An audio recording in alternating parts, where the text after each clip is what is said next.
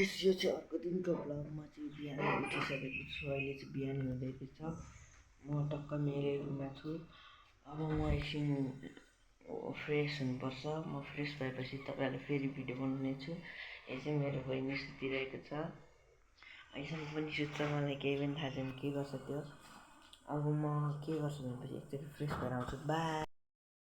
म चाहिँ मुखतिर आइसकेँ भर्खरै।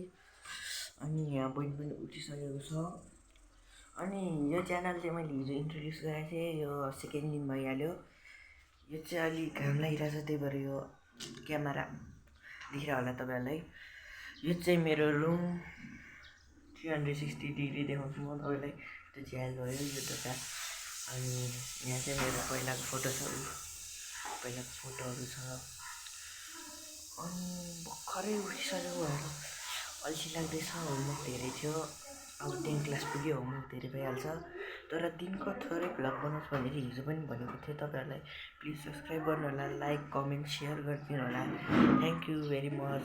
ल आजलाई चाहिँ यति राख्छु। म मेरो होमवर्क कम्प्लिट गर्दैछु। सब्सक्राइब गरिदिनु होला। Thank you. बाई।